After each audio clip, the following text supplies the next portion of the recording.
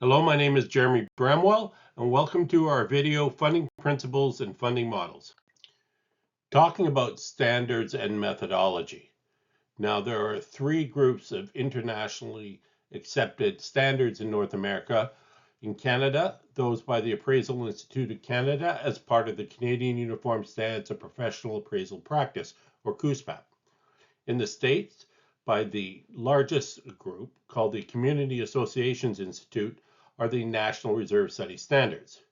The smaller APRA, or the Association of Professional Reserve Analysts, use the APRA Standards of Care. As far as methodology goes, that is how to write a report, that is done through the Certified Reserve Planner designation from the Real Estate Institute of Canada. Also in the US, the National Reserve Study Standards discusses methodology as well. So why follow these standards? First of all, there's similar terminology and methodology. Second big reason is there's full disclosure of the replacement history, measurements, and unit counts. Why this is important is that if they're hidden by any method, then if you want to get a new provider at the next time you need the report, it's a more expensive report because the measurements have to be all done again, as opposed to just reading the last comprehensive report, which should have all the measurements already there.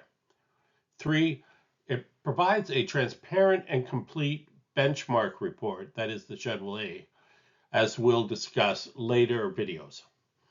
And fourth, the standards allow the calculation of the internationally accepted method of measuring the financial health of a strata corporation through what's called reserve adequacy or percent funded. Now, there's a lot of terminology in the definitions of the funding models. There is no standard definitions in British Columbia. Companies create their own. There's fully funded, where it doesn't really meet the internationally accepted definition, which we'll discuss later in this video. There's scenario A, B, and C. There's the adequate model, the high impact model, the cash flow model, the multi-tier model, and the maximized contribution model, among many more. Standards-based terminology is really great because you don't have to reinvent the wheel. You'll follow the funding principles and the National Reserve Study Standard funding models. So you get the fully funded or benchmark model, you get the base mark, the threshold, or the statutory. So let's go over what the funding principles are. This is within any depreciation report or reserve plan across North America. The first objective is to design a funding plan that provides you with sufficient cash reserves to perform your reserve fund projects when required. The second objective is to design a funding plan that provides you with a stable contribution rate. A stable contribution rate is desirable as it's a hallmark of a really proactive plan.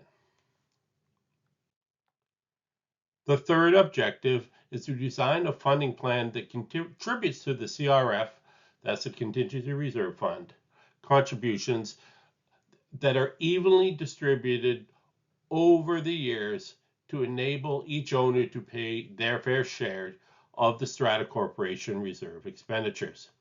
Now, when I say evenly distributed, I don't mean that each year you pay the same amount of money. What I mean is that you pay a reasonable amount each year to the CRF to pay for the expenses as they come along. This means that we recommend special levies only when all other options have been exhausted. So when we're talking about contributions too, we're not talking about transfers at the end of each year over from the operating to the CRF, because that's speculative. We're talking about budget amounts contributed over the year to the reserve fund. The final objective is to design a funding plan that is fiscally responsible and safe for the council members to recommend to the owners. We don't want to have a situation where we complete a plan, give it to the council, and then the council gets booted because the owners just didn't like the plan. Now, depreciation report funding models, the main ones we'll discuss in this video, but the one I really want to focus in on right now is the benchmark or fully funded model. Now, in this model, in the graph, the strata pays a one-time very large special levy to make up for deferred contributions, and then has stable contributions to keep the fund stable over the 30-year projection period. Now, the thin blue line is the contribution. So what you see here is there's a massive increase in the annual special levies, and then it balances out with no increase for the rest of the projection period. The blue bar represents a one-time very large special levy to make up for past contributions. So there's three characteristics of a fully funded model. That is that other than that first big special levy, there's no special levies after year one. There's a constant contribution rate, in this case, 0% increase over the years. And the reserve adequacy will be 100% each year. Now, all funding modeling is done based on this. And this is why it's so important. All mathematics are based on it being fully funded. Second, it will allow for a full and transparent benchmark schedule or benchmark report. And three, it allows for the calculation of reserve adequacy, which is, again, and I keep saying it, the internationally accepted method of measurement of the financial health of a strata corporation.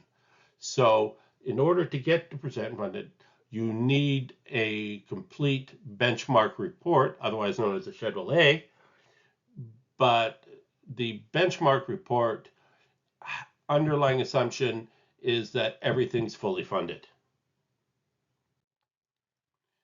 Now, sometimes we've seen fully funded as a model in a corporate report. And what I'll point out in this video slide is the thin blue line goes up, down, all around, and it keeps to the principle of no special levies, but it's got some big errors. Number one, you cannot calculate reserve adequacy. So therefore, you cannot prove that the fully funded model has 100% reserve adequacy. Number two, it's against the funding principle. And which one? And I'm talking about stable contributions. As you can see, the contributions go all over the place. The next depreciation report funding model is what we call the threshold funding model. So you set a reserve funding model between 0% and 100% of fully funded. So as the CRF gets stronger as a percentage, this special assessments should decline in frequency and amount, as can be seen in this graph. This is how we do our targeting in our reports, mainly because it's easier to speak to people when talking about percentages than dollars in some cases. The baseline funding model is called the minimum funding model, because what you do here is you set an amount, let's say $100,000, to be the target in the CRF for the projection period. The problem is that a $100,000 balance in the end of the 30-year projection period may only be worth $20,000 to $30,000 in purchasing power. So it doesn't really work that well.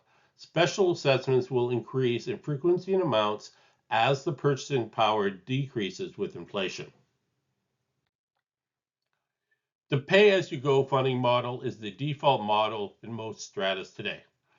In this case, the Strata Corporation typically does not have the reserve fund sufficient to cover expected replacement costs, and therefore the only recourse is to schedule special levies to cover these on a reactive basis.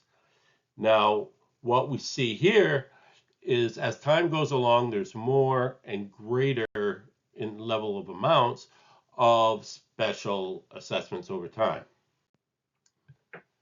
Now, the statutory funding model has the same profile as the pay-as-you-go because there is no CRF minimum under the Act as of November the 1st, 2023, and the annual contributions are set at 10% of the current year's operating budget.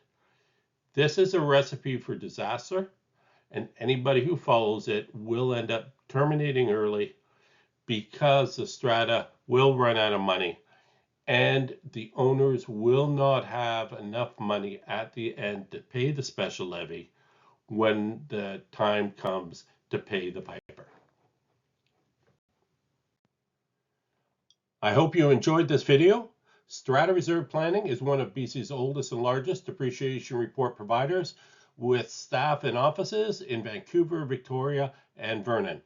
If you have any questions, please email us at clientcare@stratareserveplanning.com or give us a call at any of the offices. If you enjoyed this video and like to keep up to date with new videos as they come online, please go to our YouTube channel at YouTube@Reserve Planning and subscribe to the channel. Thank you very much and have a good day.